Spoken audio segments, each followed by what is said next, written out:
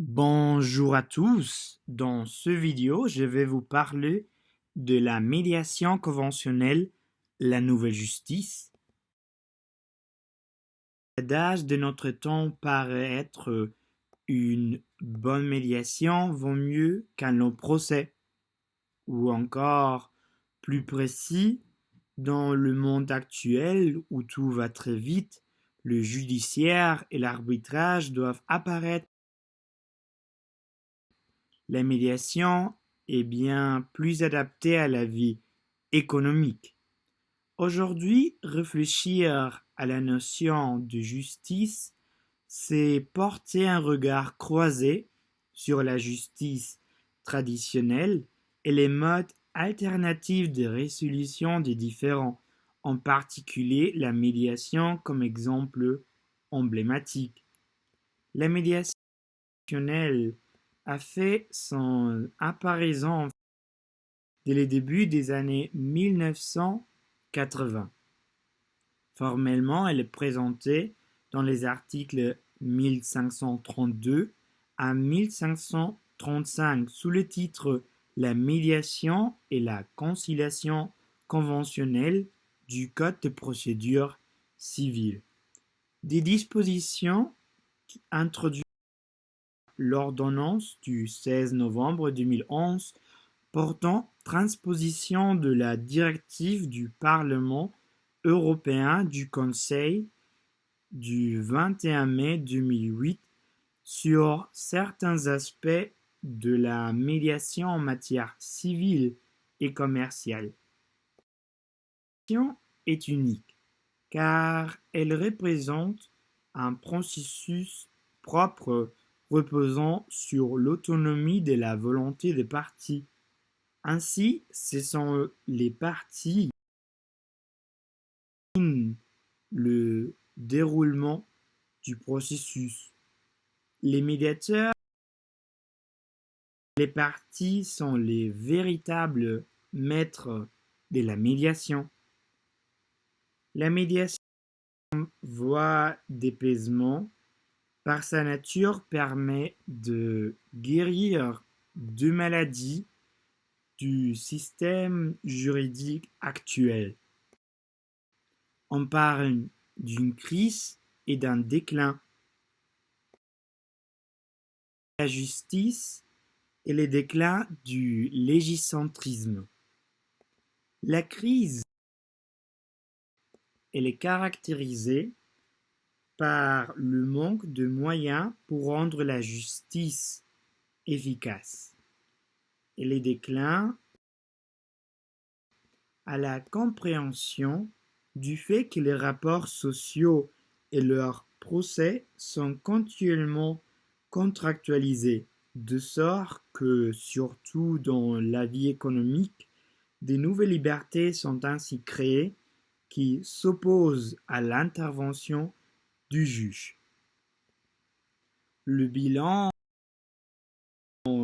tiré est donc que notre société est en train de se métamorphoser d'un ordre juridique imposé à un ordre juridique négocié. La médiation est aussi de grand intérêt car elle permet surtout de réduire les coûts de justice, selon l'analyse de nombreux experts. Pour montrer ces faits, la Banque mondiale Doing Business du 2019 a examiné l'efficacité des systèmes juridiques mondiaux. En France, en 2016, la procédure moyenne avait besoin de 395 jours et le coût de la procédure représentait en moyenne 17,4% de la créance. En comparaison, en Allemagne, il fallait en moyenne 499 jours et le coût représentait en moyenne 14,4% de la créance. La conclusion est donc qu'on peut mieux faire dans la lutte contre l'injustice. Ainsi, dans une grande enquête en 2010, à la demande de la Commission européenne, a été lancée pour analyser les coûts de la non-utilisation des marques dans les secteurs commerciaux. L'évaluation des données montre qu'une médiation est très rentable en ce qui concerne la France. Pour régler une affaire de 200 000 euros en France par voie judiciaire, le rapport a calculé une durée moyenne de 336 jours et un coût de 20 500 euros pour régler cette affaire. En comparaison, une médiation dans la même affaire dure en moyenne 60 jours et coûte 10 000 euros, ce qui signifie une réduction de temps de 82% et une réduction de coût de 51%. Il en va sembler pour la mise en œuvre de la médiation préalable au processus judiciaire. On part d'une approche en 2 étapes, c'est-à-dire lorsque la médiation est d'abord tentée et que le processus judiciaire suit. L'enquête constate une réduction de temps de 55% et une réduction de coût de 42%. Cela semble peut-être magique, mais ce n'est pas de la magie, c'est la nature.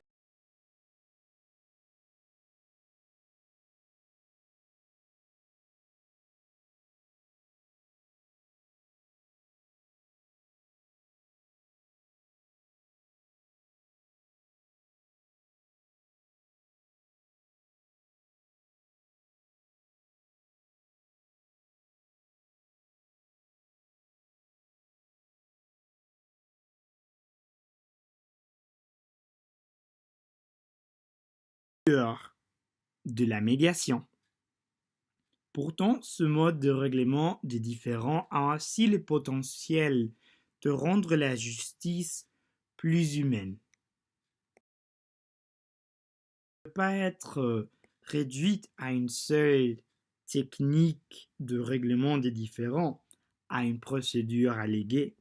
Elle est surtout un mécanisme rénovateur, et ce pour recréer et retisser le lien social mis à mal par le conflit. La médiation consiste à solliciter l'intervention d'un tiers indépendant, neutre et impartial, en vue d'aider les parties à négocier leurs différends.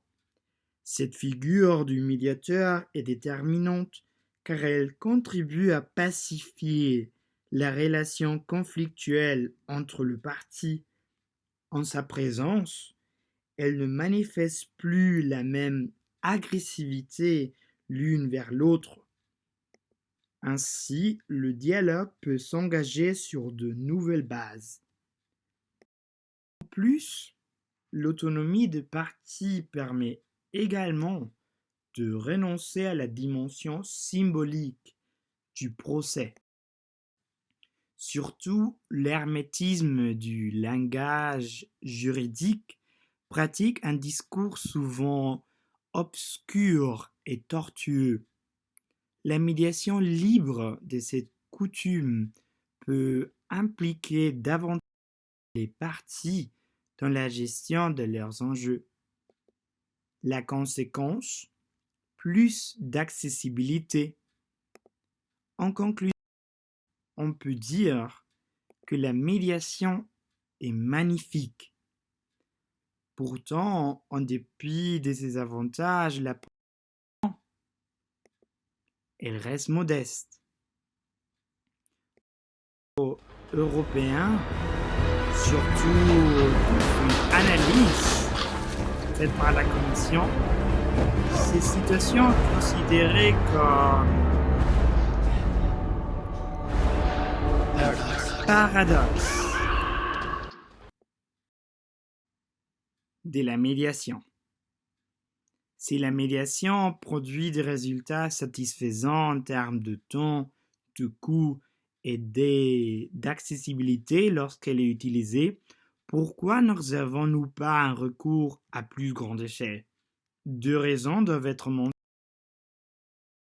L'expérience de l'encadrement juridique de la médiation et la réticence dite culturelle de la communauté juridique. Concernant la défaillance normative, on a besoin de plusieurs réformes. On commence par la définition précise de la médiation qui ne tient pas en compte des aspects indispensables comme la confidentialité, la liberté des parties ou leur responsabilisation. En outre, la conception actuelle des normes rend la médiation illisible. L'élaboration d'un régime juridique commun pour les médiations judiciaires et conventionnelles est donc nécessaire. L'absence, en plus des dispositions réglementant la profession du médiateur, pose également un problème. Il existe une énorme différence entre les entraînements à la médiation qui font les médiateurs. Ils peuvent varier entre 5 jours et 2 ans. C'est une divergence excessive. Une obligation légale de formation est donc indispensable. Il semble également judicieux d'introduire une sanction spécifique réglementée par voie légale attachée au non-respect du principe de confidentialité. Une obligation forte de confidentialité avait été aussi prônée par la Commission dans son livre vert. Cependant, la directive de 2008 n'a rien prévu. Concernant la réticence culturelle, il existe plusieurs approches, car une intégration définitive de la médiation dans la vie quotidienne des palais de justice dépend de la volonté des juristes qui y travaillent. La réforme commence par l'introduction des formations pour les prescripteurs de la médiation, les magistrats et les avocats.